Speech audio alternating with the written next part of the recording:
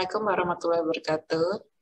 Waalaikumsalam warahmatullahi wabarakatuh. Bismillahirrahmanirrahim. Terima kasih untuk teman-temannya sudah hadir dan nanti akan hadir lagi. Insya Allah kita akan mengadakan kelas halal bersama dengan auditor kita Mas Agam Gumawang. Ex-auditor, Bu Intan. Oh ya, ex-auditor, mohon maaf sebentar. Auditor, Bu Intan. Ya. Nah, jadi tema kita kali ini itu tentang kehalalan bahan sintetis kimiawi. Nah, sebelum kita mulai, mari kita buka acara hari ini dengan basmalah. Bismillahirrahmanirrahim.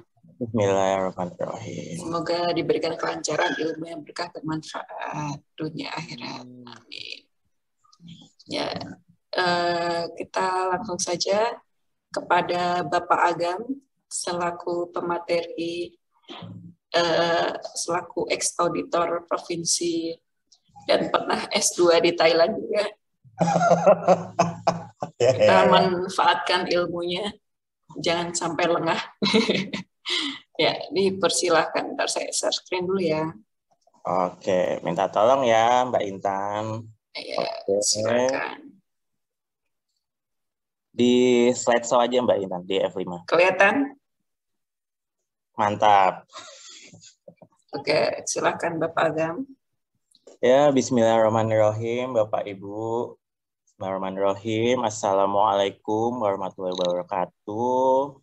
Waalaikumsalam warahmatullahi wabarakatuh. Innal hamdalillah nahmadu wa nasta'inu wa nastaghfiru wa na'udzu billahi min syururi anfusina wa min sayyiati a'malina. Yahdihillahu fala mudhillalah wa may yudhlil fala hadiyalah. Asyhadu alla ilaha illa anta astaghfiruka wa atubu ilaihi. Ya, Bapak, Ibu semuanya, kakak-kakak, Mbak, dan Mas. Hari ini kita masuk ke kelas halal khusus bulan Januari di tahun baru Masehi. Kemudian tak lupa juga sholawat serta salam, tak lupa kita junjungan kepada junjungan besar kita, Nabi Muhammad SAW. Karena berkat dakwah beliau lah kita bisa menikmati indahnya Islam, indahnya dakwah Islam sampai dengan saat ini. Nah, Bapak Ibu semuanya, di sini kita kelasnya santai saja, kelas sersan saja ya, santai tapi serius seperti itu. Jadi di sini saya hanya akan sharing, berdiskusi saja. Apabila nanti ada yang perlu didiskusikan, bisa ditanyakan langsung atau bisa langsung ditanyakan via raise hand. Seperti itu. Nah, Bapak Ibu, sebelumnya saya sedikit memperkenalkan dulu. Saya Agam. Dulunya ex-auditor untuk LPH MUI Provinsi, mungkin beberapa juga sudah tahu, dan ex-LPH BUMN juga. Dan sekarang saya menjadi trainer untuk profesi yang bergelut di bidang halal, baik untuk saya trainer untuk penyelia halal, trainer untuk auditor halal, dan pendamping PPH khusus untuk sertifikasi halal secara self-declare. Nah, sebelumnya akan perkenalan juga sudah lengkap, alhamdulillah ya.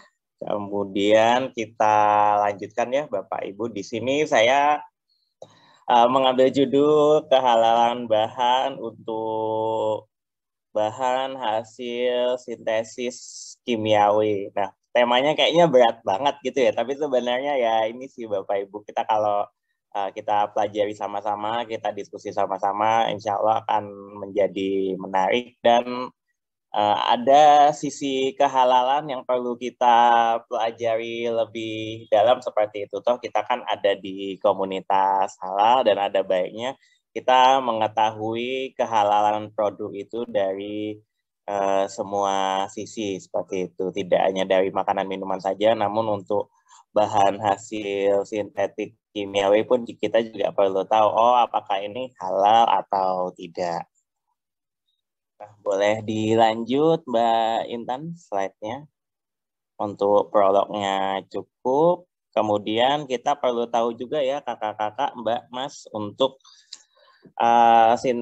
pengertian sintetiknya itu apa gitu loh. Karena kan sebelum kita maju lebih dalam kita perlu tahu dulu, oh bahan sintetis itu bahan apa. Intinya untuk sintetis itu ya kakak-kakak, Mbak, Mas, Bapak, Ibu, nah, itu adalah proses untuk menghasilkan senyawa baru yang sebelumnya dihasilkan dari beberapa bahan pereaksi seperti itu.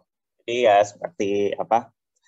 Ya simpelnya asam, misal kita mereaksikan asam sama basa gitu ya, menghasilkan garam seperti itu. Nah, garamnya itu produk, nah asam basanya itu adalah pereaksinya seperti itu. Nah, pada suatu proses sintesis kimiawi ya, Mbak Mas,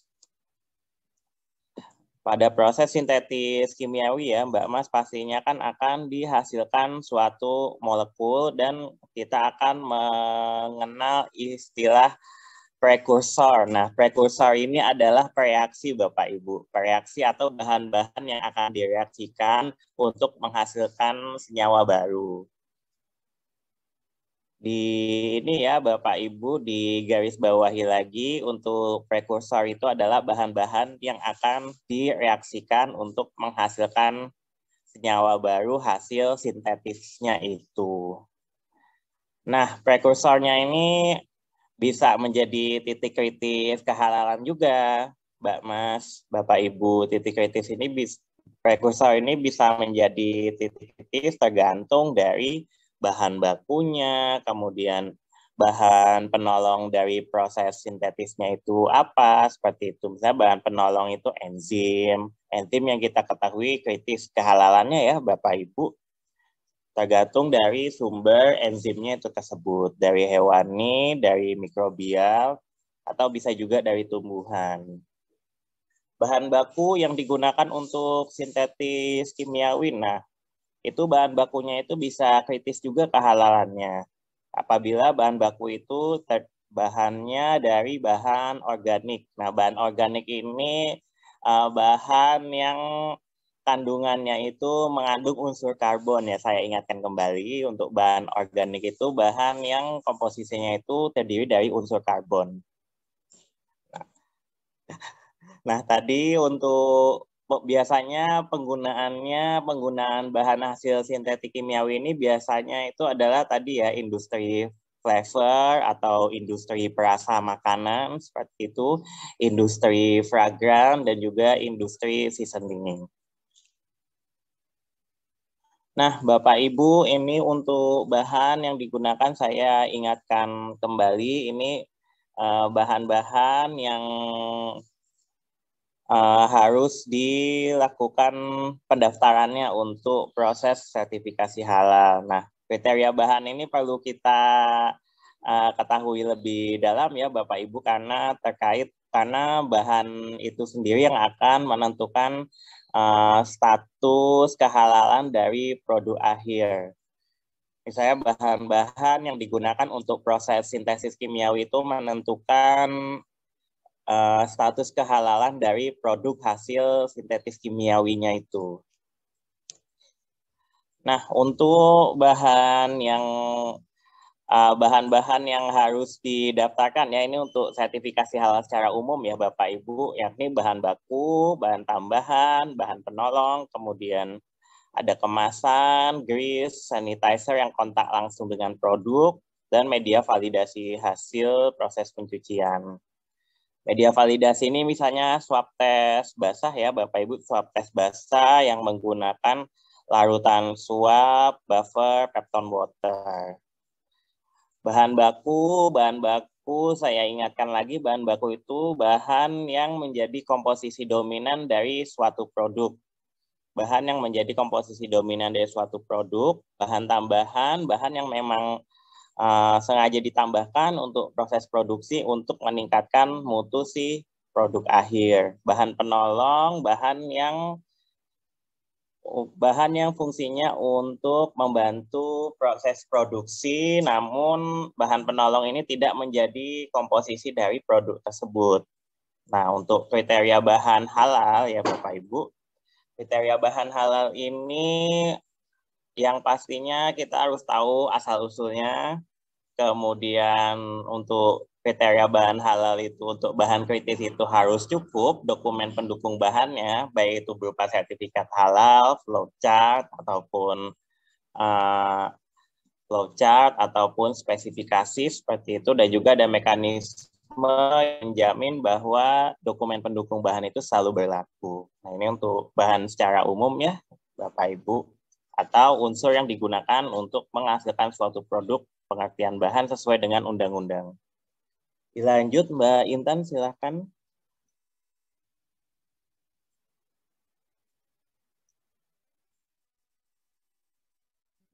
Ya, untuk sumber bahan ya, Bapak Ibu, saya mohon izin mengingatkan kembali untuk sumber bahan yang digunakan untuk industri itu bermacam-macam, bisa dari hewan, tumbuhan, kemudian mikrobial. Nah, namun yang akan dibahas di sini Bapak Ibu sumber bahan yang berasal dari bahan sintetis kimiawi, dan kita kaji sedikit terkait kehalalannya. Yang pasti intinya untuk bahan-bahan kritis harus didukung oleh dokumen pendukung kehalalan bahan. Nah, lanjut Mbak Intan.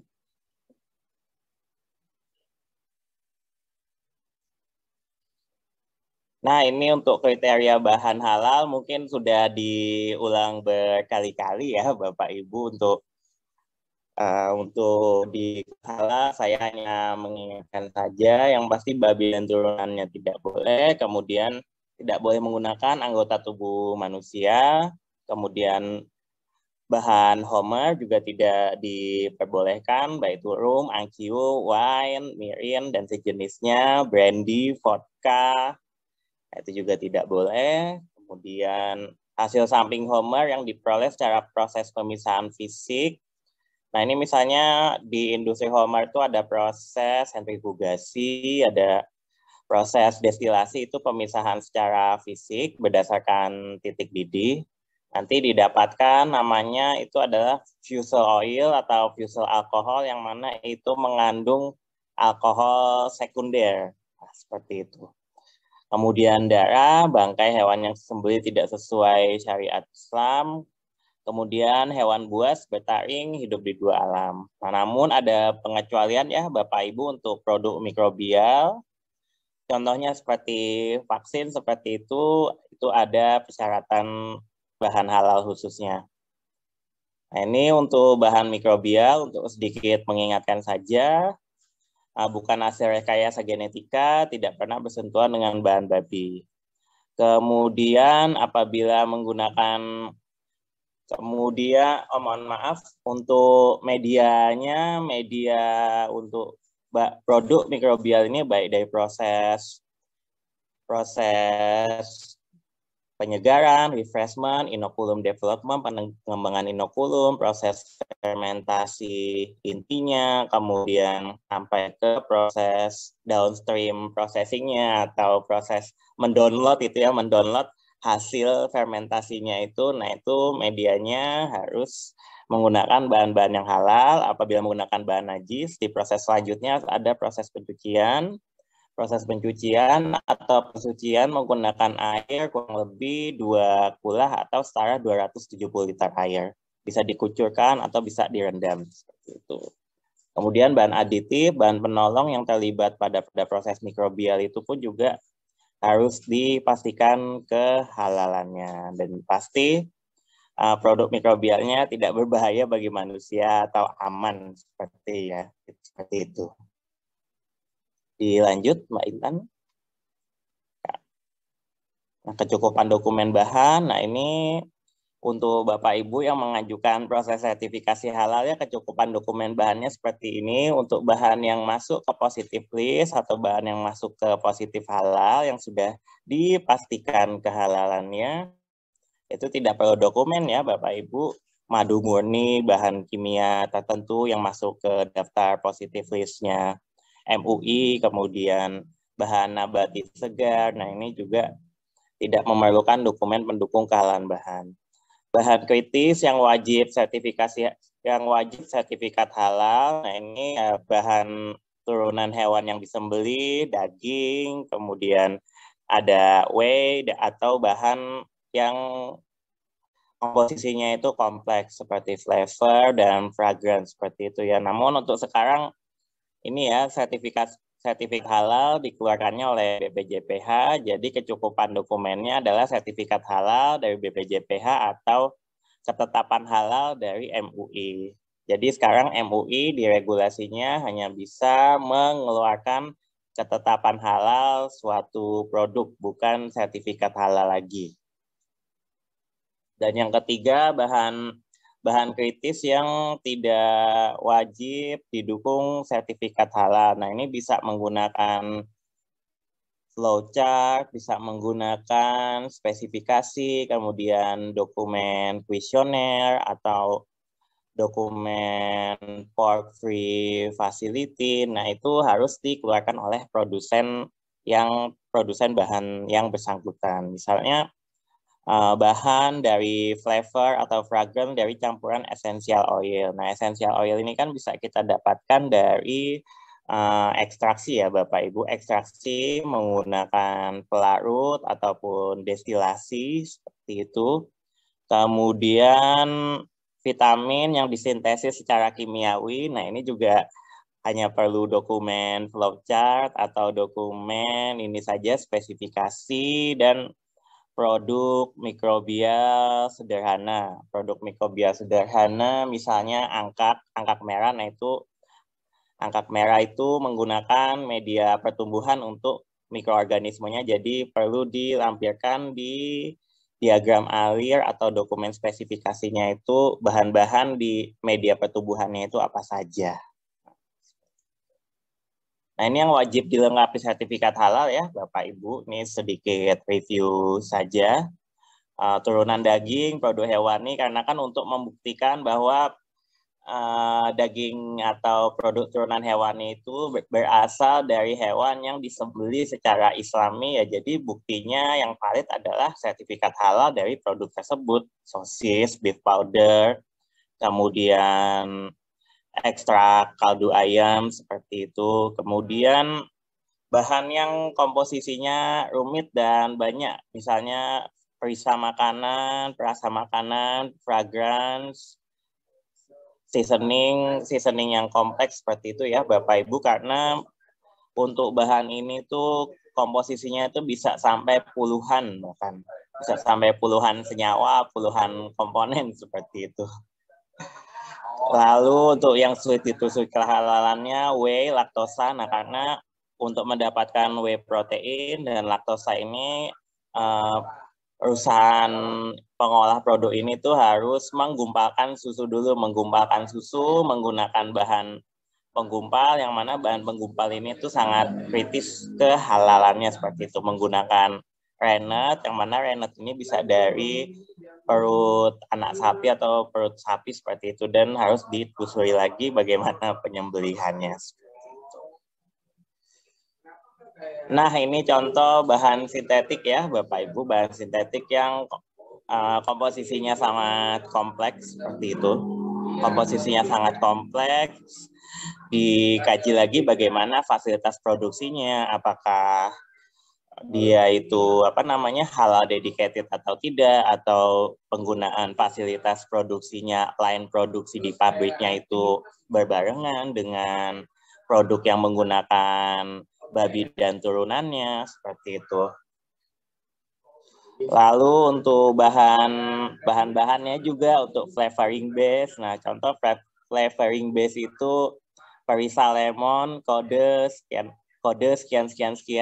Perisa strawberry kode ABC atau kode MNA dengan nomor sekian. Nah, itu flavoring base itu contohnya ya Bapak Ibu. Nah, kemudian bahan flavor juga tak luput dari turunan hewani Bapak Ibu. Misalnya menggunakan beef powder seperti itu, menggunakan lemak hewani, kemudian gelatin di bahan flavor itu sebagai bahan penstabil atau coating agent seperti itu.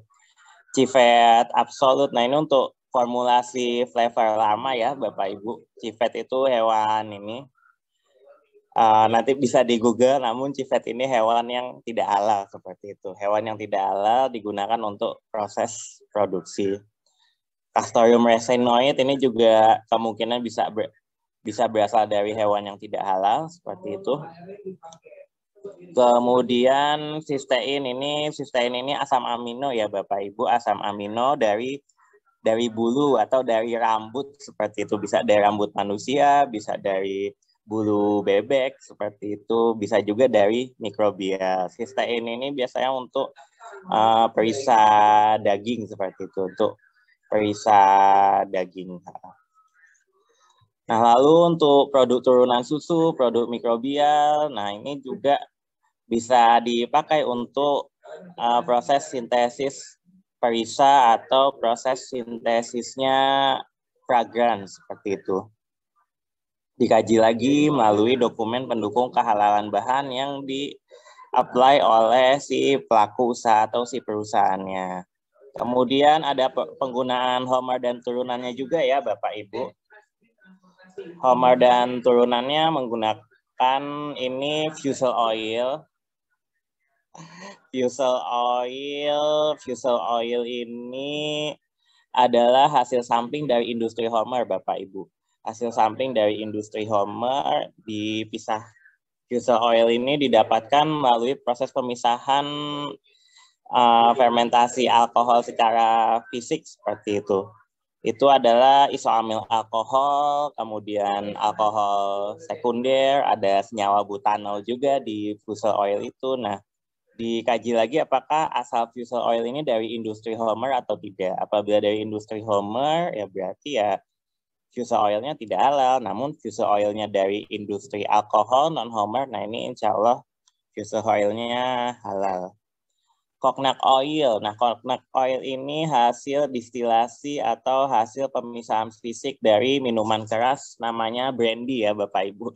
Mungkin ada yang tahu minuman keras namanya brandy. Nah, itu hasil pemisahan fisik atau hasil samping dari minuman keras brandy itu adalah coconut essential oil-nya atau coconut oil.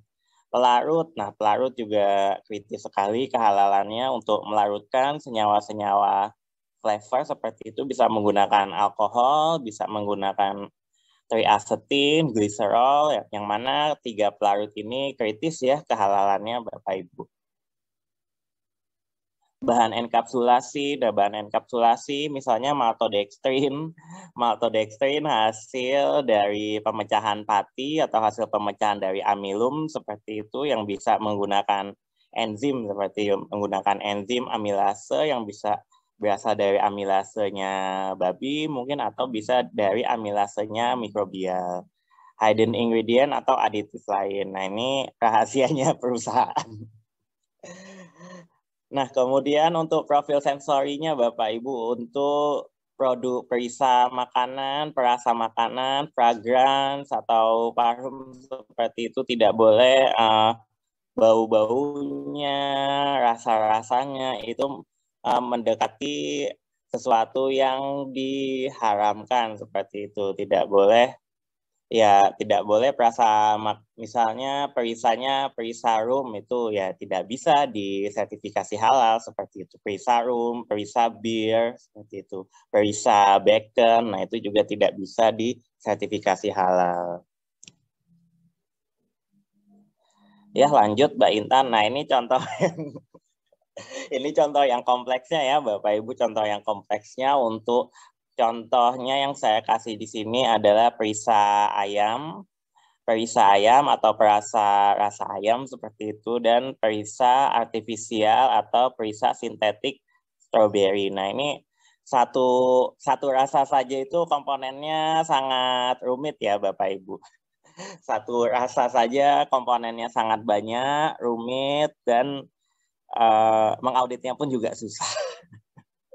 Mengauditnya pun juga susah. Nah, jadi untuk perisa atau perasa seperti ini kita tentukan dulu Bapak Ibu bahan kritisnya itu yang mana saja. Bahan kritisnya yang mana saja, lalu ya kita cari juga bahan yang tidak kritisnya yang mana saja. Jadi untuk yang bahan tidak kritis kembali lagi ke konsep yang tadi ya Bapak Ibu, bahan tidak kritis tidak perlu atau tidak memerlukan dokumen pendukung kehalalan bahan. Namun untuk bahan yang kritis di sini misalnya seperti di sini saya tunjukkan saja vanilin seperti itu ya Bapak Ibu. Ini vanilin ini kritis karena bisa dari produk mikrobial, bisa dibuat dari asam ferulat ya, ferulic acid disintesis mikrobial seperti itu oleh Streptomyces sp, dihasilkanlah itu senyawa vanilin. Nah, itu media pertumbuhannya, kemudian bahan penolongnya, bahan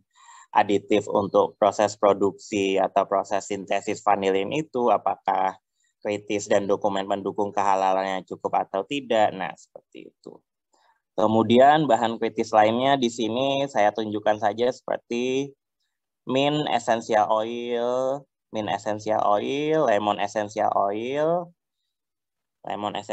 Nah itu diperlukan dokumen tadi ya Bapak Ibu, flowchart, diagram alir, proses produksinya dari produsen, dan juga dokumen product specification-nya atau dokumen spesifikasi yang menyebutkan bahan-bahan yang digunakan selama proses produksi lemon essential oil, proses produksinya seperti apa, di fasilitas produksi yang mana, yang halal dedicated atau yang sharing facility kah, seperti itu.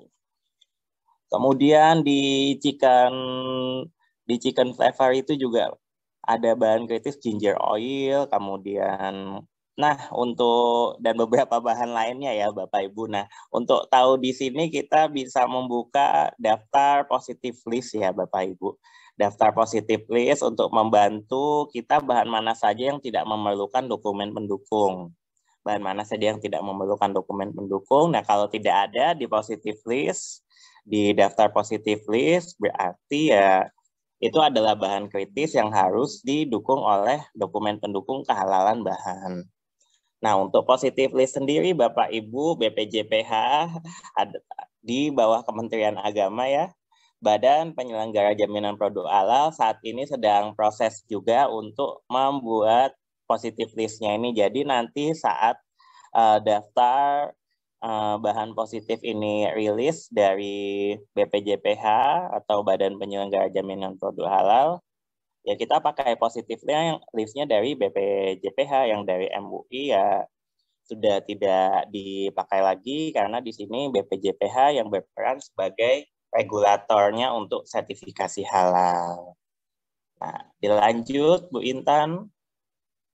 Nah, ini untuk identifikasi titik kritis bahan ya Bapak Ibu, ini bahan nabati, bahan hewani. Nah, mungkin Bapak Ibu yang sudah pelatihan penyelia halal atau mungkin sudah pernah pelatihan auditor halal atau pelatihan pendamping PPH seperti itu ya mungkin sudah mengetahui ini decision tree atau pohon pengambilan keputusan apakah suatu bahan itu kritis atau tidak. Intinya ya Bapak Ibu untuk menentukan suatu bahan itu kritis atau tidak ya berarti tergantung source atau sumber dari bahannya itu, dari hewani, nabati, atau dari sintetis, seperti itu. Adakah penggunaan bahan aditif atau bahan tambahan yang sekiranya itu kritis pada proses pengolahannya, misalnya bahan tambahan adanya penggunaan pewarna beta-karotin, pewarna orange ke kuning-kuningan ya Bapak Ibu, beta-karotin, sumbernya dari wortel, namun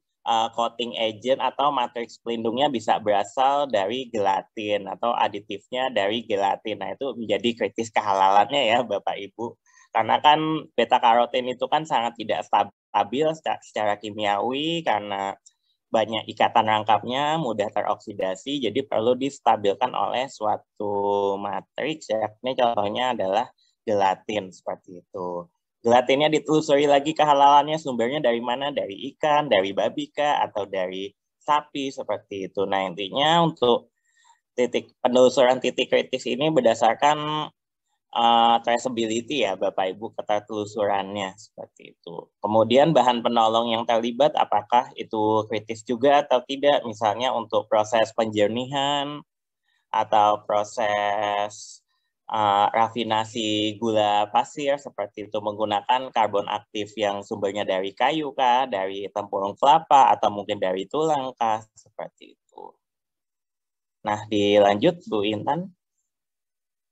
Nah, ini untuk bahan sintetik sama saja ya Bapak Ibu, untuk sumber bahannya di mana, adakah penggunaan bahan aditif, bahan tambahan yang sekiranya untuk meningkatkan mutu si bahan sintetis tersebut, atau adakah penggunaan bahan penolong prosesnya juga.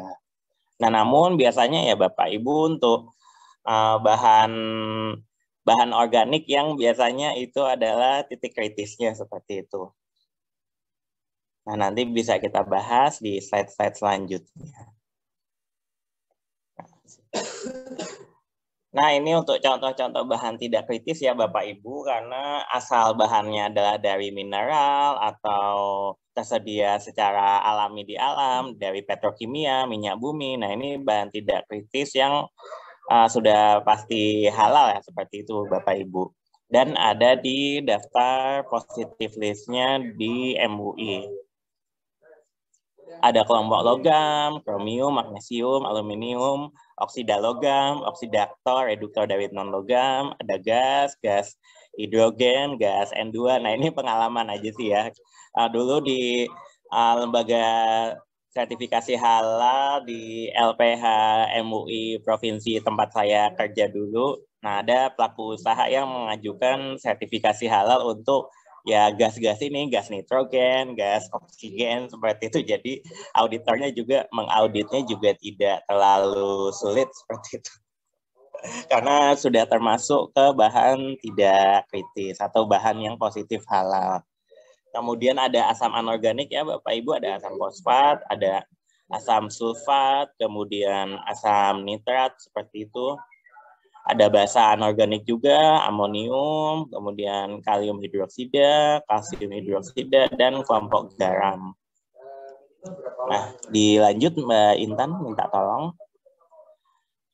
Nah, ini contohnya ya Bapak Ibu, untuk pemanis hasil sintetis kimiawi seperti itu untuk sakarin dan siklamat. Mungkin Bapak Ibu pernah melihatnya juga di kemasan komposisi makanan ya, seperti itu ada sakarin dan siklamat. Ini itu proses sintetis kimiawinya bisa disaksikan di slide PowerPoint-nya. Untuk sakarin itu dari toluena direaksikan dengan klorsulfonasi. Nah, itu mengandung sulfur atau atom es seperti itu ya.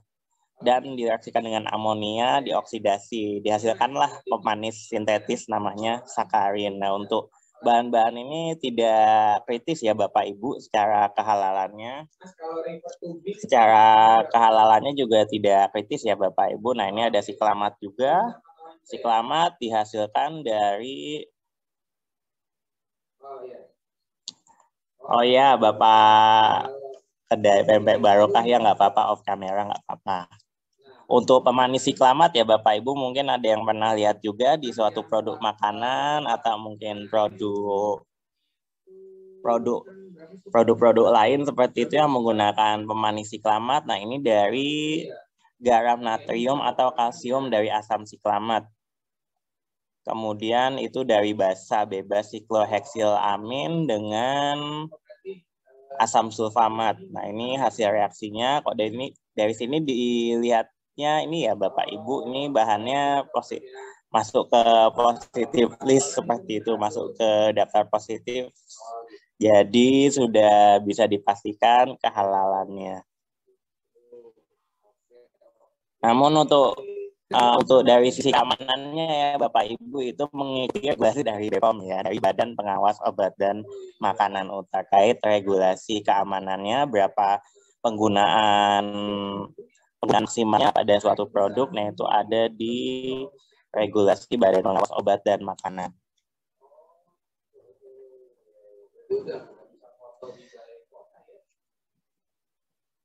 Nah, ini contoh lagi ya Bapak Ibu untuk glisin. Glisin ini asam amino ya Bapak Ibu, asam amino yang mana itu adalah prekursornya protein, yang mana itu adalah bahan untuk menghasilkan protein. Ini glisin. Glisin ini asam amino dihasilkan dari reaksi kimia tersebut ya, yang ada di slide Bapak Ibu, dan juga taurin juga ini digunakan untuk produk makanan. Nah, titik kritisnya untuk dua produk sintetis ini ya Bapak Ibu, dari bahan penolong prosesnya. Misalnya untuk proses pemurniannya, pastikan di proses akhir itu kan pabrik atau industri yang menghasilkan glisin dan taurin ini ingin menghasilkan produk glisin yang kemurniannya tinggi atau taurin yang kemurniannya juga tinggi, seperti itu. Nah, untuk proses pemurnian itu menggunakan, yang satu bisa menggunakan karbon aktif, bisa juga menggunakan resin penukar ion ya Bapak Ibu, resin penukar ion, yang mana resin penukar ion ini prosesnya bisa melibatkan gelatin. Proses polimerisasi untuk resin penukar ion ini bisa melibatkan gelatin, yang mana gelatin kita tahu sangat kritis sekali kehalalannya. Nah, penggunaan gelatin pada resin penukar ion itu juga ini Bapak Ibu. Itu juga untuk sebagai dispersing agent supaya resin penukar ionnya itu tidak menggumpal. Nah, ini reaksi kimianya bisa dibaca di situ, namun dari bahan-bahannya itu bahan-bahan tidak kritis ya Bapak Ibu. Bahan tidak kritis bisa kita temukan di positif listnya MUI. Nah, lanjut Mbak Intan. Nah, ini untuk etanol dan hasil sampingnya ya Bapak Ibu, karena kita di sini juga perlu tahu bahwa ya dari etanol ini tuh bisa disintetis menjadi suatu produk lain lagi yang itu juga bermanfaat untuk industri flavor, industri farmasi, industri kosmetik, seperti itu ya Bapak Ibu. Nah, untuk etanol yang pasti untuk persyaratan halal tidak boleh berasal dari industri homer ya Bapak Ibu. Kalau untuk etanol dari fermentasi singkong, jagung, nah itu, dan sintetis petrokimia, misalnya etanol yang dihasilkan dari proses hidrasi etilena, nah itu boleh digunakan. Kemudian tadi yang produk cair hasil samping industri homer atau fusel oil, nah itu juga tidak boleh digunakan ya Bapak Ibu. Kemudian, nah untuk misalnya fusel oil itu isoamil alkohol direaksikan lebih lanjut seperti itu ya Bapak Ibu, dihasilkanlah produk lain yang misalnya itu bisa menjadi bahan untuk perasa pisang. Misalnya isoamil alkohol direaksikan dengan asam asetat ya Bapak Ibu. Direaksikan dengan asam asetat menghasilkan isoamil asetat. Nah, isoamil asetat ini adalah senyawa penanda pada perisa pisang atau flavor pisang. Nah, isoamil alkoholnya itu yang dari industri homernya itu haram Bapak Ibu. Dari isoamil alkohol dari industri homer. Namun apabila isoamil alkohol itu direaksikan ya Bapak Ibu dengan asam asetat, dihasilkanlah isoamil asetat yang mana itu adalah senyawa penanda pada perisa pisang. Nah, isoamil asetatnya ini halal Bapak Ibu sesuai dengan fatwa MUI. Nah, kemudian untuk produk padat yang dari hasil samping industri homer ya Bapak Ibu, misalnya kan dari industri bir itu kan mereka menggunakan yang namanya ragi bir atau brewer, ragi untuk memfermentasi sumber gula menjadi etanol seperti itu atau menjadi bir seperti itu. Nah ragi birnya ini apabila sudah disucikan Bapak Ibu, ragi bir yang sudah inaktif, yang sudah tidak bisa digunakan untuk memfermentasi gula menjadi etanol ini, nah ini bisa digunakan menjadi suatu produk Bapak Ibu. Dan statusnya halal untuk ragi dari industri bir, namun ini harus disucikan dulu ya Bapak Ibu, disucikan tadi dengan air sebanyak 2 kula atau perendaman sebanyak 2 kula. Baru bisa digunakan untuk dihasilkan produk yang halal. Nah, ini contohnya ya Bapak Ibu, tadi yang saya kasih contoh isoamil alkohol.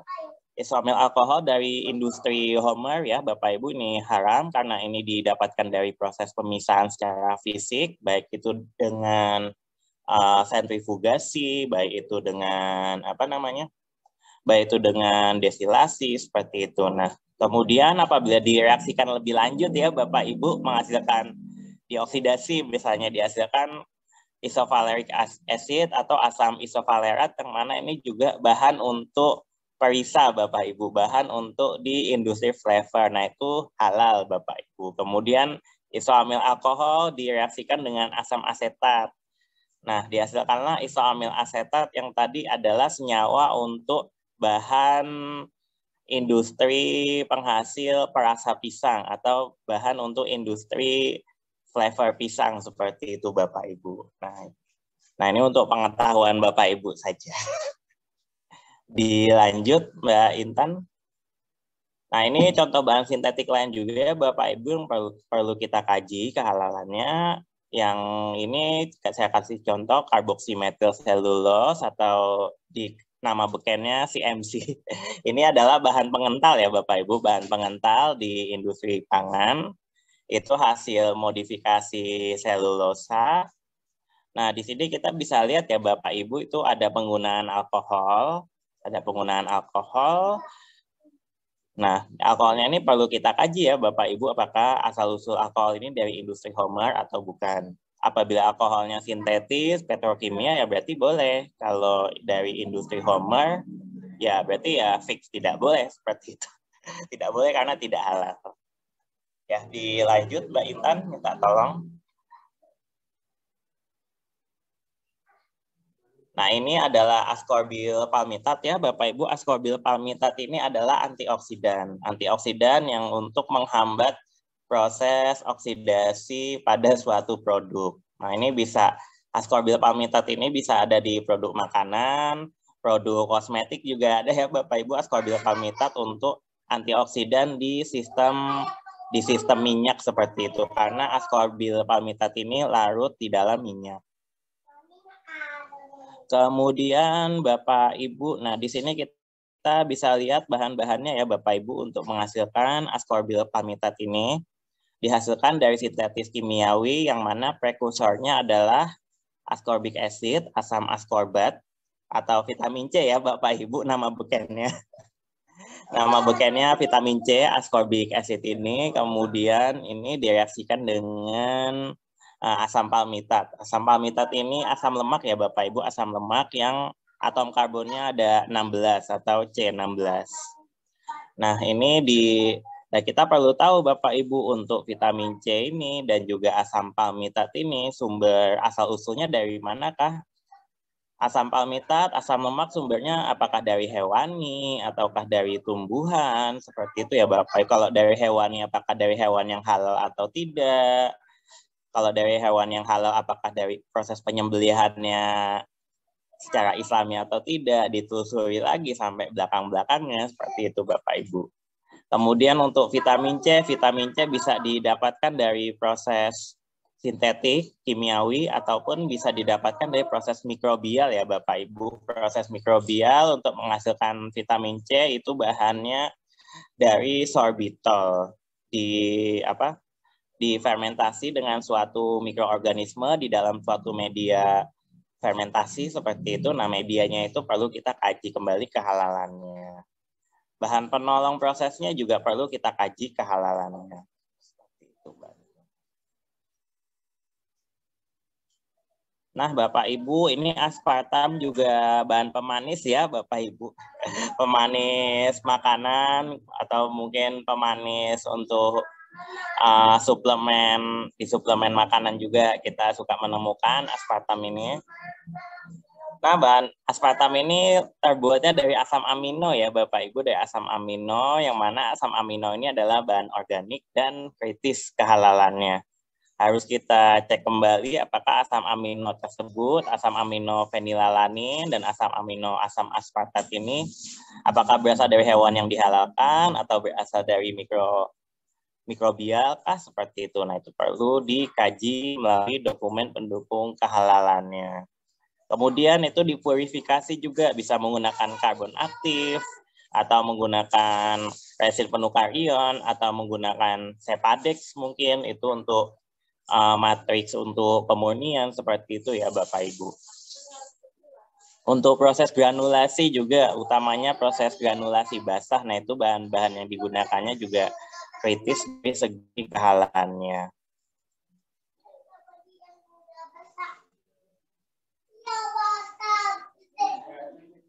Nah, Bapak Ibu, ini untuk pengemulsi ya Bapak Ibu, emulsifier yang merupakan hasil sintetis kimiawi juga, hasil sintetis kimiawi, dan aplikasinya banyak sekali di industri pangan. Nah, emulsifier ini fungsinya untuk menyatukan dua fase yang tidak bisa bergabung ya Bapak Ibu. Emulsifier menyatukan dua fase, yakni fase air dan fase minyak, supaya dua fase ini tuh bisa tercampur seperti itu Bapak Ibu. Nah, ini untuk emulsifier ini bisa dibuat dari berbagai macam asam lemak ya Bapak Ibu, yang mana asam lemak itu juga kritis sekali kehalalannya. Misalnya di sini contohnya ada monogliserida, ada digliserida, seperti itu ya Bapak Ibu. Itu reaksi direct esterification atau esterifikasi langsung, seperti itu. Interesterifikasi itu kan asam lemak ya Bapak Ibu. Di situ reaksinya untuk pertukaran asam lemak.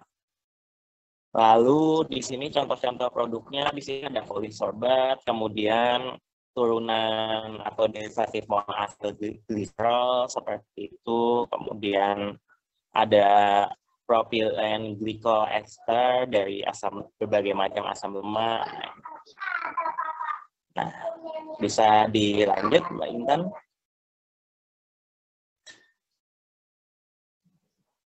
Nah, ini contohnya untuk reaksi pembentukan sukrosa ester. Ester itu reaksi dihasilkan dari alkohol dan asam karboksilat ya Bapak Ibu. Gugus OH direaksikan dengan gugus COOH, seperti itu, dihasilkanlah namanya ester.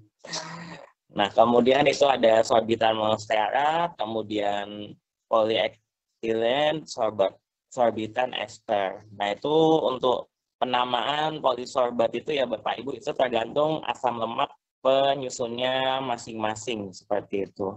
Asam palmitat kah, asam laurat kah? Oh maaf, itu salah ketik itu sepertinya. Untuk asam stearat ya Bapak Ibu, atau stearic acid itu C18-0. C18, jadi atom karbon itu ada 18, asam palmitat itu C16-0. Kemudian asam laurat itu sudah betul. Asam oleat, kalau asam oleic acid itu atom karbonnya ada 18 ya Bapak Ibu, namun itu ada ikatan rangkapnya 1. Jadi setelah titik 2 ada 1 itu ada ikatan rangkapnya 1. Nah, itu hasil produk sorbitan esternya dan turunan etoksinya ya Bapak Ibu. Yang mana ini dimanfaatkan sebagai emulsifier juga ya Bapak Ibu, di industri obat, di industri kosmetik, dan di industri makanan.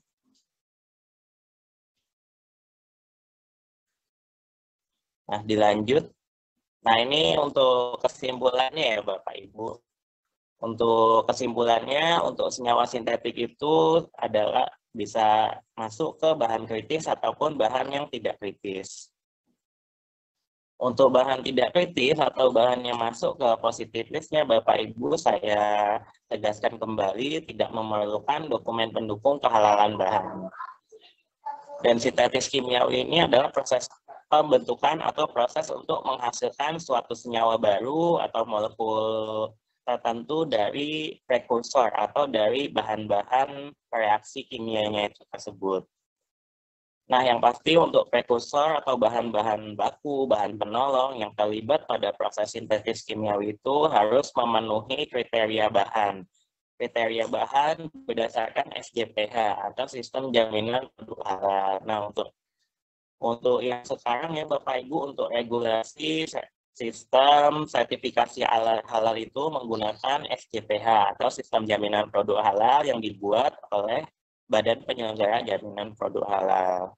Nah, SJH ini mungkin masih dipakai ya Bapak Ibu, mungkin masih dipakai untuk sertifikasi halal di APPOM MUI. Namun untuk LPH baru seperti itu mereka sudah menggunakan yang namanya SJPH. Nah, sekian dari saya, Bapak Ibu. Mungkin Mbak Intan boleh ditampilkan positif list-nya yang saya japri di WA. Contoh positif list yang dari MUI untuk belajar bareng-bareng aja.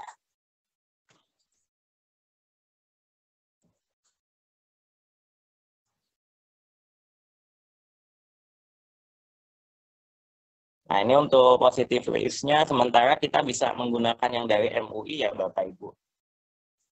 Kita masih bisa menggunakan yang dari MUI, sembari BPJPH menyusun terkait daftar positif halal ini.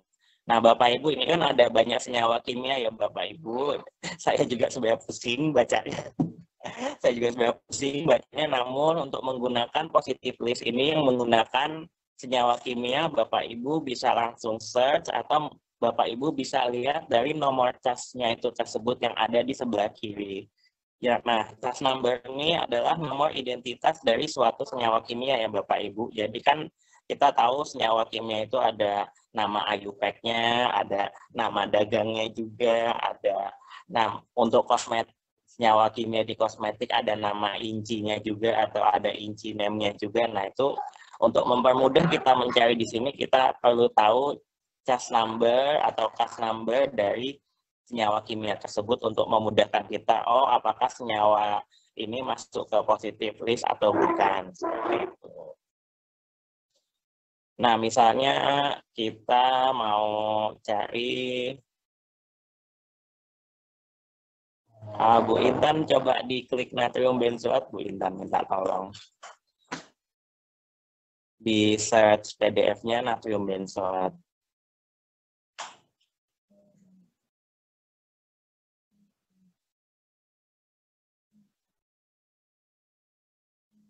Natrium benzoat.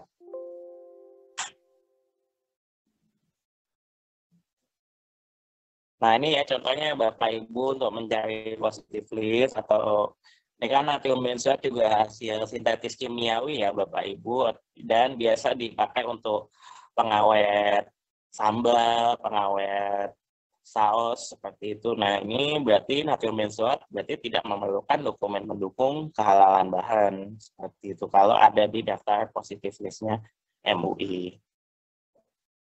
Dan bisa dilihat juga dari CAS number-nya 532321. Oke, Bapak Ibu, sekian dari saya. Kurang lebihnya mohon maaf. Akhir kalam, apabila ada pertanyaan, silakan didiskusikan. Wabillahi taufiq wal hidayah. Wassalamualaikum warahmatullahi wabarakatuh. Waalaikumsalam warahmatullahi wabarakatuh. Terima kasih Mas Agam atas materinya. Saya jadi belajar lagi nih dari zaman S1 udah lupa, sekarang belajar lagi makin lupa. Ini mikir-mikir lagi gimana nih. Mbak Intan kan dulu praktikumnya kan bareng saya juga dulu di lab kimia MIPA UGM itu. Iya, jadi agak kebul nih, kayak mikir lagi, memutar otak lagi nih zaman masa-masa kuliah. Apa-apa. Nah, mungkin ada yang kurang paham nih dari apa yang dia ngomongin sama Mas Agam, atau ada yang dipertanyakan nih tentang aku menemukan sesuatu di produk apa, tapi saya tidak paham nih apa yang harus dikritisi. Boleh silakan kalau ada yang mau bertanya dipersilahkan. Ya, diskusi santai saja ya Bapak Ibu, santai aja karena ini hari Minggu jadi kita santai saja. Saya boleh tanya nggak? Boleh, silakan Bu Ira. Ya, mohon maaf ya tadi telat. Jadi nanti kalau nanya jangan disalahin ya. Enggak apa-apa, Mbak. Basicnya bukan kimianya cuma 1 semester, nggak sampai segitu. Itu soalnya saya suka menjelaskannya agak bingung ketika yang itu yang alkohol dari bahan apa homer dan yang tidak gitu. Nah itu ketika harus menjelaskan yang lebih supaya lebih mudahnya menginikan gimana ya. Jadi yang haram itu yang berbahan homer itu yang apa supaya bahasa umumnya mereka mudah bisa mengini para apa para inilah produsen gitu. Oh ya Mbak. Oke Mbak Hirawati, thank you pertanyaannya. Mungkin untuk lebih gampangnya ini aja Mbak penjelasannya. Alkohol homer itu alkohol yang berasal dari industri minuman keras. Alkohol yang berasal dari industri minuman keras karena itu kan dari proses destilasi bir, dari destilasi wine mungkin. Nah itu jadi untuk alkohol homer kita jelaskannya ke pelaku usaha itu alkohol yang berasal dari industri minuman keras dan itu bisa kita tahu dari dokumen spesifikasi bahan dari alkohol tersebut seperti itu. Kalau alkohol sintetis ya alkohol kimiawi yang memang kita temukan sehari-hari seperti itu, alkohol yang untuk hand sanitizer, alkohol yang dari industri petrokimia, kurang lebih seperti itu Mbak Hirawati kalau penjelasan saya. Artinya untuk mereka mengidentifikasi bahwa bahan yang mereka itu homer atau tidaknya secara itu terlihat nggak ya? Enggak, tapi biasanya untuk tahu itu dari dokumennya sih Mbak, dari dokumen bahannya atau bisa langsung menghubungi customer care dari si produsen alkohol tersebut. Bisa langsung menghubungi itunya, perusahaannya langsung di customer care-nya itu bisa ditanyakan. Karena kita kan sebagai pengguna juga kan ya Mbak, sebagai pengguna jadi kita juga berhak tahu terkait sumber yang digunakannya. Kalau untuk yang kemarin lolos itu ya, yang saya sempat komplain karena banyak digunakan di Bandung dan toko-toko kue kan terasa sekali. Mereka sudah dapat sertifikasi halalnya, tapi terasa sekali nih aroma roomnya tuh kencang sekali. Kemudian toko Kartikasari itu menunjukkan sertifikasi mereka pakai namanya rum bakar ya, rum bakar. Saya lihat rum bakarnya keluaran yang waktu dulu yang tanda tangan tuh Provinsi Banten ya, walaupun flavor kan harus sehat ya. Nah, kayaknya feeling saya kok semua Bandung pakai karena mereka ngeluarin halal gitu. Itu dari ini gimana ya? Karena saya udah sempat komplain ke LP POM Bandung katanya apa iya? Iya, saya bilang karena saya tahu banget itu sus. Rasanya, baunya semua kan, tapi Kartikasari menunjukkan bahwa ini sudah dapat sertifikasi halal dari dari provinsi MUI Banten. Nah, kayaknya hampir rata-rata itu dipakai deh di toko-toko kue yang judulnya halal, tapi terasa sekali itu cita rasa baunya semua. Nah, kalau itu mungkin bukan artinya bahan bakunya, mungkin kesalahan dari yang mengeluarkan fatwa kali ya? Kalau itu ini Mbak, saya akui ini sih untuk tiap-tiap LP POM provinsi itu pemahaman terhadap standarnya itu tuh juga bisa beda-beda Mbak. Saya akui juga itu. Terjadi kasusnya di standarisasi gitu ya. Ada standarisasinya gitu enggak ya? Ya ada, standarisasinya ada, cuma ya pemahaman tiap personel di lembaga sertifikasi itu juga bisa beda-beda Mbak. Seperti itu. Jadi memang untuk terkait atau dari komisi fatwanya ya. Perisarum itu juga sudah ditindaklanjuti terkait dari suatu LPH di Banten ya Mbak Hirawati. Saya juga mendapatkan beritanya juga seperti itu juga, dan sudah ditindaklanjuti seperti itu, sudah ditindaklanjuti, dikaji ulang kembali. Namun langkah yang dilakukan Mbak Hirawati itu sudah betul sekali. Kita sebagai sebagai konsumen juga boleh juga boleh mengajukan prosedur keluhan dan banding ke LP POM terkait seperti itu apabila memang adanya kesalahan atau error gitu dalam proses sertifikasi halal ini seperti itu. Misalnya untuk contoh lain di tempat saya dulu ya Mbak, ada laporan audit gitu, itu menggunakan asam sitrat, tapi asam sitratnya itu ditulisnya itu positif list gitu, padahal asam sitratnya itu tuh sebenarnya adalah bahan kritis yang didapatkan dari proses mikrobial. Nah itu kan juga error juga ya.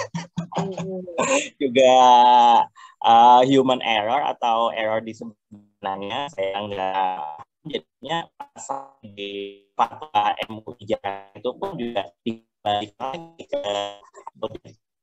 untuk dikonfirmasi kembali seperti itu. Nah, kurang lebih seperti itu. Pasti ada proses tinjauan ulang atau review kembali Mbak Irawati apabila adanya error di proses sertifikasi halal, baik itu menyangkut bahan, produk, fasilitas produksi, dan kriteria sistem yang lain. Seperti itu, Mbak. Ya, karena sepertinya dimanfaatkan betul tuh Rumbaker satu itu. Hampir semua kue Bandung kayaknya pakai itu jadinya. Saya ngomel-ngomel ke toko kuenya, saya marahin, MUI-nya saya bilang, ini kok bisa lolos sih, saya bilang. Tapi ini halal, pokoknya kita udah ada sertifikat ya. Saya pikir-pikir memang toko itu yang produsen tidak bisa disalahkan ya. Mereka berbekal itu dan mereka kayaknya puas banget tuh dapat satu itu. Jadi rata gitu. Jadi saya bilang ini walaupun sudah sertifikat halal ya, dan itu udah cukup lama, berapa tahun itu ya. Saya sampai komplain terus nggak selesai. Baru ditindaknya juga baru kemarin-kemarin itu juga sih Mbak, seingat saya. Ya, saya juga langsung tanya itu ke LP POM Bantennya. Aduh, langsung LPH Bantennya itu juga saya tanya. Kalau saya waktu itu langsung minta nomor dong. Ini ya. Saya khawatirnya itu juga kesalahan di kadang komisi fatwa mungkin ya, kadang komisi fatwa udahlah itu mungkin. Jadi saya pikir di komisi fatwa juga harus ada kesepakatan gitu ya, harus ada rule-nya tuh, nggak bisa main pakai versi, kan kalau kita tahu sekarang ya ada pengajian apa yang ini jangan terlalu dirumit-rumitkan gitu, dianggap MUI yang kemarin itu kok rasa ribet banget. Nah, itu harus standar juga kayaknya nanti komisi fatwanya. Iya. Tapi Mbak Hirawati, ini komplainnya yang ini boleh disampaikan loh Mbak ke emailnya BPJPH mungkin, jadi nanti biar BPJPH atau yang di bawahnya Kementerian Agama ini yang menindaklanjuti seperti itu. Tapi boleh boleh dikirim komplainnya, disertai bukti juga kok Mbak. Oh iya, karena saya mungkin udah berapa tahun tuh kerjanya ngomel-ngomel ke toko kue ya. Kita sampai minta screenshot, kemudian saya bilang minta nomor itu dong, LP POM Banten, saya mau mengingatkan langsung tapi belum dapat. Ya nanti kalau sempat belum, BPJPH belum punya ininya sih, jadi belum bisa menyampaikan. Bisa langsung ke IG-nya BPJPH kok Mbak Irawati kalau nggak salah. Sudah titip aja IG-nya BPJPH ke email keluhan atau pengaduan masyarakat itu bisa. Soalnya kan BPJPH kan regulatornya langsung, mungkin yang bisa menegur langsung ke LPH ya si BPJPH ini. Ya. Negur LPH, negur MUI ya BPJPH ini yang punya kewenangan di undang-undangnya. Terima kasih. Ya, sama-sama Mbak Irawati sharingnya. Terima kasih Bu Hira. Kalau Bu Hira tuh emang ini kritis banget. Kemarin kita Paktus Bakul juga bagus sekali Bu Hira, sampai sampai mempertanyakan ini harus halal ya Mbak ini. Jadi kayak edukasi halal juga untuk pedagang, dan kita sebar kuas halal juga. Alhamdulillah. Alhamdulillah sesuatu.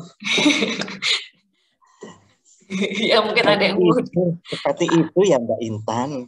Alhamdulillah. Ya, ini mungkin Mbak Nani ada mau yang ditanyakan, kayak tadi open mic, atau ada yang mau Iya. Assalamualaikum warahmatullahi wabarakatuh. Waalaikumsalam, Ya, Mbak Nani. maaf, tadi telat juga, baru Nggak kelar. apa-apa, Mbak. Lumayan, Mbak, dari Sumarekon, Mbak.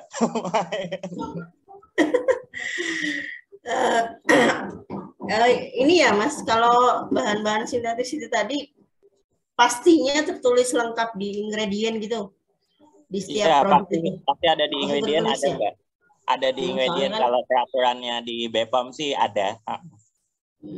Soalnya kan memang banyak kalau untuk beberapa produk yang bukan dari Indonesia ya, biasanya kan memang kita agak mempertanyakan gitu. Kadang-kadang kan kita dapat oleh-oleh nih dari mana gitu kan, dan kita nggak tahu nih apakah sudah ada logo halal dari negara tersebut atau enggak. Gitu. Jadi mau nggak mau kita ngeceknya harus dari ingredient itu tadi. Cuman terkadang kan memang ada beberapa istilah yang kita nggak tahu ya. Kalau saya aja walaupun saya orang teknik kimia itu kan udah berapa puluh tahun yang lalu, jadi udah lewat ya, kayaknya ada beberapa ini apa ya kayak pernah tahu nih. Cuman kan memang nggak apa, kita nggak bisa memastikan ya, jadi buat balik lagi memang kayaknya kita harus megang positif list itu tadi ya. Jadi ini poin-poin ini yang harus dihilangkan, ini udah masuk positif list, jadi nggak usah terlalu, kita lebih aware pada yang di luar itu gitu. Iya, betul. Nah, secara kalau misalnya apa, gimana ya, bisa nggak sih selain yang positif list itu tadi, ada nggak sih daftar yang lain gitu yang misalnya jadi kita aware nih, kayak dulu kan pernah ada list nama ya yang emulsifier gitu kan, yang ini tuh bahannya ini gitu. Ada nggak sih list yang seperti itu selain yang positif list itu tadi? Kan biasanya kalau di ingredient itu nggak cuma itu kan, banyak. Oke, Mbak, ya, paham. Ya. Nah, sebenarnya nih, Mbak, saya izin langsung jawab ya, Mbak. Selain positif list-nya itu, selain menggunakan positif list ya, baik itu positif list-nya MUI ataupun nanti dikeluarkan oleh BPJPH, mungkin bisa. Sebenarnya MUI itu seingat saya ya, Mbak, MUI itu mengeluarkan kayak daftar bahan-bahan kritis yang perlu diperhatikan di komposisi makanan. Nah, itu tuh ada di bukunya MUI yang persyaratan bahan pangan halal itu. Nah, itu di lembar belakang itu, cuma setahu saya tuh itu bukunya itu tuh nggak dijual free, masalah. Seingat saya. Enggak, saya punya sih, Mbak, bukunya.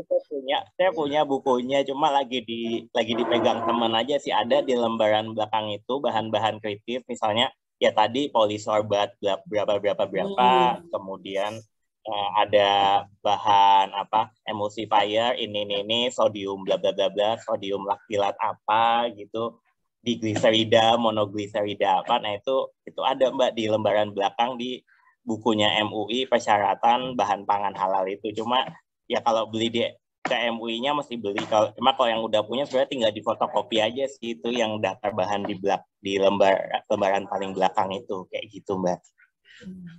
Ya boleh tuh minta. Karena ya kendalanya kalau di Indonesia sih mungkin paling gampang ya, emang sudah cari yang sudah ada logo halalnya, paling gampang kan memang itu ya. Jadi kan kita udah nyaman gitu dengan adanya logo halal tersebut. Tapi kalau untuk dapat oleh-oleh dari luar negeri gitu, kayaknya nggak dimakan, sayang dimakan tapi kita ragu-ragu gitu kan ya. Jadi kan eman-eman. Jadi mau ngomong kita ngecek belakangnya ini ingredientnya apa. Ngecek atau untuk sekarang juga regulasinya ini ya, Mbak Nanik, apa untuk yang logo halal atau yang halal dari luar negeri juga sekarang mesti yang diakuin BPJPH, Mbak, yang pakai listnya MUI ya, karena BPJPH yang ini ya di undang-undangnya mesti lembaga halal luar negeri yang diakui oleh BPJPH, karena ya tadi agak izin ulang lagi, BPJPH regulatornya, BPJPH yang bikin aturan terkait sertifikasi halal ini. Jadi ya untuk halal yang masuk ke sini ya mesti halal yang lembaga halal luar negeri yang diakui oleh BPJPH. Nah, jadi nanti kita tunggu saja rilisnya list lembaga halal luar negeri yang diakui oleh BPJPH, Kementerian Agama. Ya, sip. Kita tunggu Jangan saja. kelamaan BPJPH, nunggu lama-lama kita nggak pugu-pugu. Kalau Betul, Ibu. saya udah innalillahi, dapat coklat dari Spanyol, udah innalillahi. Pokoknya semua oleh-oleh dari luar negeri, saban jalan udah wassalam semua. Terakhir dari teman dari Australia, mereka lucu yang tinggal di sana. Mereka membeli coklat Cadbury yang bola-bola itu hanya dasarnya karena di Australia dijelek-jelekin halal. Jadi ini yang halal tuh jadi seperti aneh. Ini barang-barang yang tidak ada list seperti itu supaya mereka yang tidak pro sama halal jangan beli gitu. Jadi hanya berdasarkan itu. Saya bilang ini tahu dari mana halal, dari teman-teman yang Muslim di sana. Oh ini termasuk yang ditulis sama mereka bahwa ini yang dia bukan tulis apa ya, yang produk-produk yang tidak mengandung babi aja seperti itu ya, atau yang ini Muslim. Jadi tapi saya meragukan, cuma mereka Muslim di sana meyakinkan, jadi bingung ya itu dikasih sama mereka dengan jaminan seperti itu. Dan kemudian yang harus kayaknya agak dipercepat itu yang apa supaya masyarakat bisa cepat dapat tahu seperti kemarinnya biskot itu ya. Biskop. Biskop itu kan misalnya supaya nggak terlalu banyak pertanyaan, daftar yang memang lembaga yang itu bisa diakses cepat gitu. Jadi ketika mereka lihat karena nggak ada sama sekali ya, halal luar negerinya juga nggak ada. Terus ini sementara produsen-produsen yang dapat sertifikat halal pakai itu. Jadi kan pertanyaan harusnya gimana supaya mereka yang memang mungkin sengaja nggak mau muncul halalnya tetap dapat dilacak dengan mudah gitu. Biskuit ini BPJPH harusnya udah menyediakan dengan akses yang mudah. Ini gitu ya. Halal. Jadi kan kita bertanya-tanya ini produsen misalnya apa kemarin tuh yang terakhir boba halal kok pakai biskuit yang nggak ada halalnya, kan jadi pertanyaannya. Mungkin kita sih berharap sistem informasi yang BPJPH itu bagus banget lah gitu buat bisa akses informasinya nggak ribet gitu mencarinya. Sistem barcode ya, kayaknya kalau ngetik nama, sekarang kan ketik nama perusahaannya nggak tahu. Sekarang sistem barcode aja ceruk keluar, emang halal MUI, halal ini gitu. Ya, amin. Gimana itu Bapak Agam? Seperti itu ya. Kalau zaman sekarang kan belum ada ya kalau yang Indonesia. Sedangkan kalau luar negeri misalnya Jepang kan udah ada tuh kayak gitu. Jepang, Malaysia kayaknya udah ada ya. Jepang, Malaysia kayaknya udah ada. Mungkin ada ini ya, bisnis startup buat memunculkan aplikasi halal kali ya. Saya kemarin mahasiswa udah mulai saya ujruk-ujrukin buat bikin itu gitu. Tapi saya pikir pasti parsial ya untuk kota Bandung atau bagian kecil contoh. Cuma harusnya itu sebetulnya kan sederhana banget ya. Tinggal BPJPH mau apa enggak bikinnya juga cepet gitu. Apalagi sekarang sistemnya tuh dikasih aja ide. Kan sekarang hampir semua bayar OVO, setiap pedagang kecil juga udah pakai ini ya, scan ya. Nah, dengan begitu saja terhubung ke link BPJPH bahwa ini tuh udah ada nomor gitu. Jadi sistem barcode atau scan yang untuk jualan mereka sederhana sih sebetulnya. Cuma kalau bekerjanya nunggu anggaran ya jadi lama. Iya. Iya Bu, betul. Kalau disuruh mahasiswa aja saya bisa parsial sedikit-sedikit dengan anggaran yang hampir sangat kecil ya. Jadi kemarin udah rencana kita bikin lah ini. Cuma kan sayang ya, sebetulnya bikin aja BPJPH mah buat lomba aja lah biar cepat gampang terjadi. Kasih ini kalau nunggu anggaran supaya segera bisa terrealisasi. Jadi kita enak ya, sistem barcode itu udah hampir semua mudah, tinggal terlink aja ke data BPJPH gitu aja. Ya, oke Bu. Terima kasih. Thank you. Ini Terima kasih. Ada lagi yang mau nanya nih, Mas Agam. Di chat dari Mbak Anissa.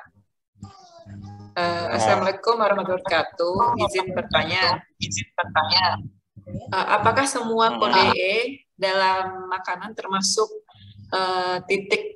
kode E dalam makanan termasuk titik kritis halal? Apakah ada referensi literasi yang valid mengenai kode E ini dalam makanan? Gimana Mas Agam? Banyak kan kode E. Waalaikumsalam warahmatullahi wabarakatuh. Ya Mbak, saya tadi Mbaknya izin bertanya, saya izin menjawab. Nah, jadi untuk kode E ini referensinya itu ya dari BPOM atau dari kodeks ya yang biasanya dipakai sebagai rujukan untuk sertifikasi mutu atau keamanan pangan seperti itu. Nah, kode E ini bisa kita referensinya ke BPOM atau ke regulator seperti kodeks seperti itu. Kemudian atau nanti bisa di search lagi yang biasa mengeluarkan si kode E tersebut. Namun kode E itu kan untuk kelompok senyawa atau kelompok senyawa aditif tertentu ya. Misalnya kelompok pemanis kode E-nya sekian, kemudian kode E sekian ini adalah untuk emulsifier. Ya memang yang termasuk kode E itu termasuk bahan kritis, namun termasuk kita telaah lagi Bapak Ibu yaitu bahan apa? Bahan pengental kah, bahan emulsifier kah?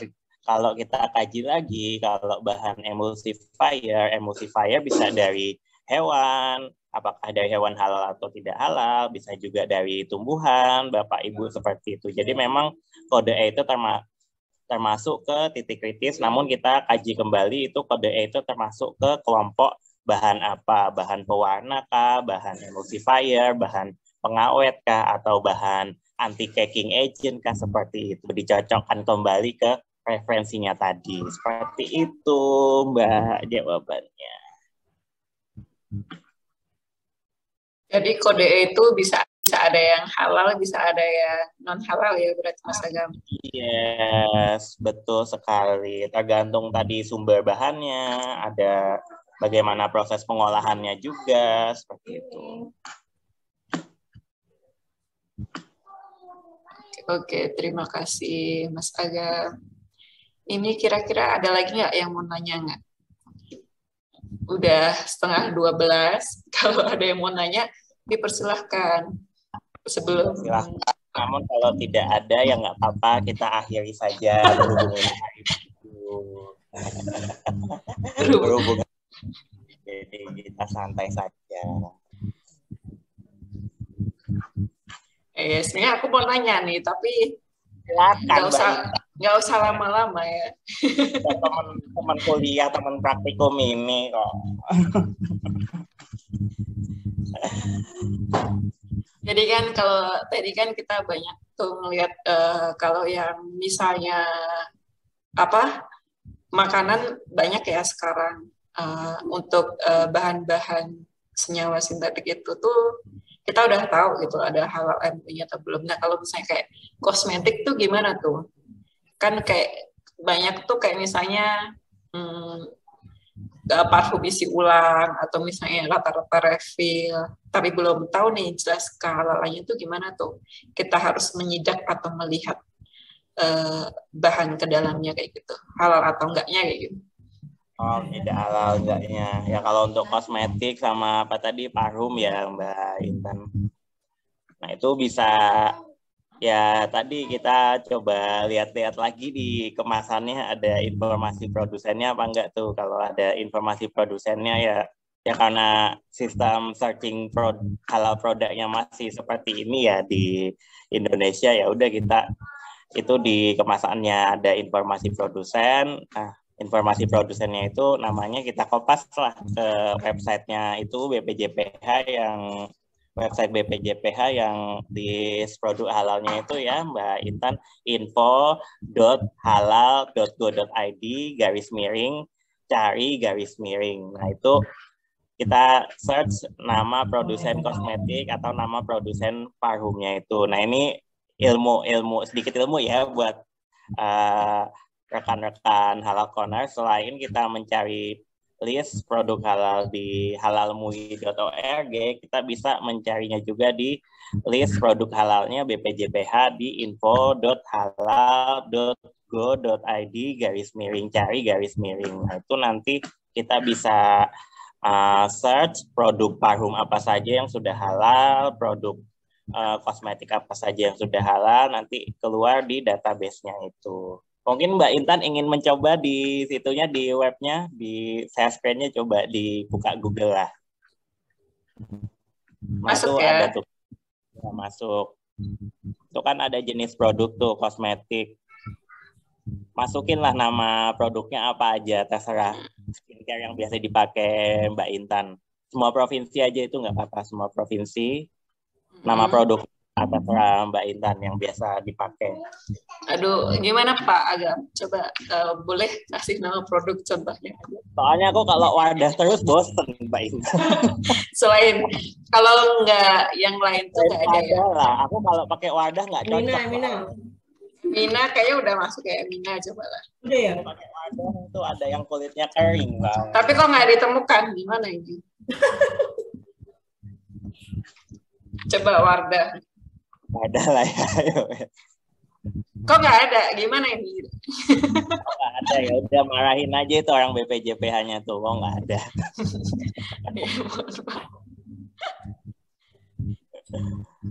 Ternyata nggak bisa. Mungkin anggarannya kurang mungkin ya.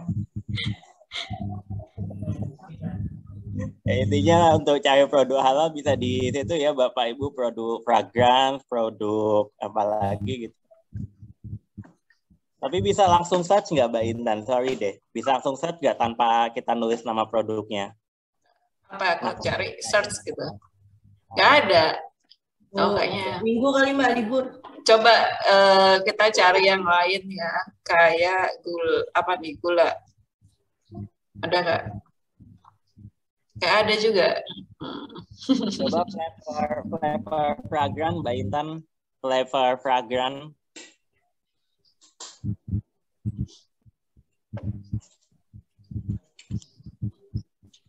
Mana nih flavor nih? Nah itu flavor seasoning fragrant. Tulis aja banana. Oh ada, muncul. Nah ini contohnya ya Bapak Ibu. Sama aja sih kayak halalmui.org, cuma kan nomor sertifikatnya jadi beda. Depannya ada ID Indonesia seperti itu. Nama produknya itu, masa berlakunya ya jadi 4 tahun ya, sertifikat halalnya sesuai dengan undang-undang. Jadi ya itu yang masa berlakunya sampai 2025, berarti ya dasarnya di 2021. Kalau ini berarti kan, kalau sekarang tuh ada yang ini nih, pelaku usahanya kayak pusat tuh berarti kayak udah MD kayak gitu ya? Apa udah pelaku usaha besar yang sudah pelaku usaha yang internasional ini kan PTE Ltd ini kan dari luar kalau nggak salah. Nah itu buat apa tuh? Parfum lavender itu juga. Nah itu juga.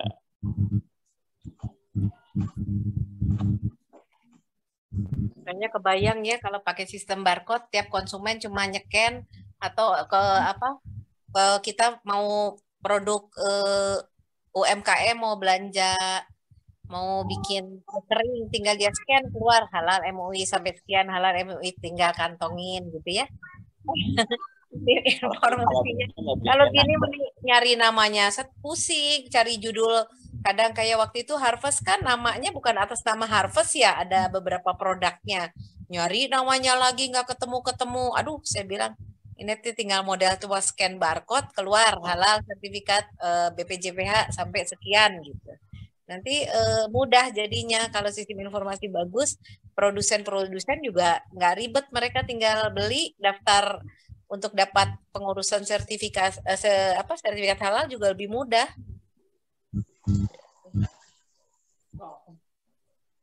Saya setuju sekali dengan statementnya Mbak Ira dengan dengan barcode, kemudian atau QR code juga mungkin ya, jadi kan lebih QR code.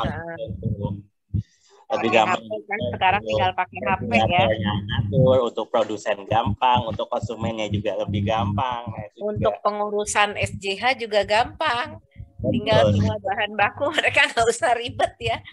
Aduh, cuma nunggu anggaran aja kayaknya ya. Iya kayaknya. Iya Bu. Masih awal tahun ini.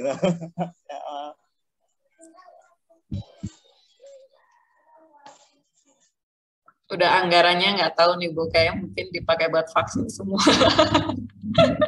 Ya sebetulnya kalaupun itu dibuat lomba aja sebetulnya mudah, bisa aja dibuat lomba, kemudian nanti siapa yang ini gitu kan.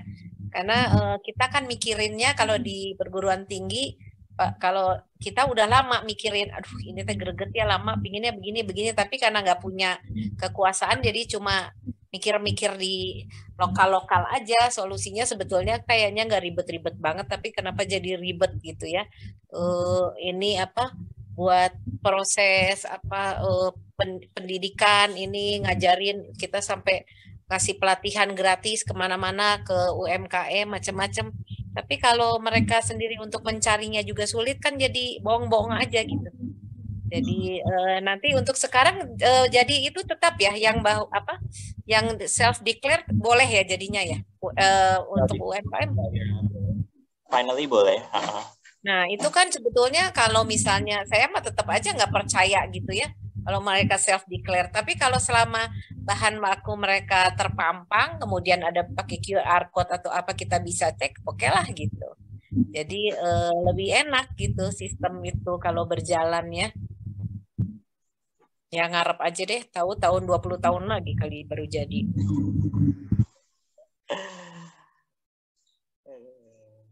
Kita berdoa aja lah Bu, gimana ininya kalau kita bukan orang yang ada di posisi di atas atau yang punya wewenang, kurang didengar kayaknya. Tapi mudah-mudahan lah, mudah-mudahan. Amin, amin. Kalau ada tiba-tiba ada ini ya bisa dipermudah. Bisa termasuk waktu dulu usulan itu udah berapa puluh tahun yang lalu itu usulan untuk hak pasar ya, los halal MUI itu udah 10 tahun yang lalu, sampai sekarang kan nggak jadi padahal mudah sekali ya. Sementara los untuk babi aja bisa dikumpulin, los yang untuk produk yang halal sertifikat aja masa nggak bisa sih gitu kan. Ya apalagi yang sekarang ini banyak import tapi belum ada logo halalnya itu. Gimana tuh Mas Agam tuh? Logo ya sementara pakai apa namanya, kalau masih ada logo halal luar negerinya nggak apa-apa, yang penting dia masih diakui MUI atau BPJPH seperti itu. Kita cek lagi kemasannya. Namun untuk apa ya kembali lagi ke yang tadi, kalau di logo halalnya nggak ada juga di kemasannya, di kemasannya produk itu kan ada customer care-nya juga ya, ke email apa gitu, email produsennya di sini. Jadi kita langsung bisa nanya is this product halal or not, atau contain lard and its derivative, seperti itu langsung ke email perusahaan luarnya aja, langsung kita tanya boleh. Jadi memang perlu proaktif kita juga sih sebagai konsumen di sini. Yang pertama cek logo halalnya, kalau memang nggak ada logo halalnya di kemasannya dari lembaga halal yang diakui oleh MUI BPJPH. Yang kedua boleh langsung kita hubungi email customer care-nya si perusahaan produsen produk luar negeri tersebut. Seperti itu Mbak Intan kalau dari saya sih. Kalau masih ya sudah tidak usah dimakan atau dikonsumsi. Oke, terima kasih Mas Agam untuk materinya dan diskusinya bersama. Karena sekarang di sini udah jam 11.46 nih. Bentar lagi mau zuhur. Alangkah baiknya kita persiapan untuk sholat zuhur dan Mari kita tutup acara kelas halal hari ini dengan Mas Agam dengan doa kifaratul majelis. Asyhadu an la ilaha illa anta astaghfiruka wa atubu ilaik. Billahi wal hidayah. Wassalamualaikum warahmatullahi wabarakatuh.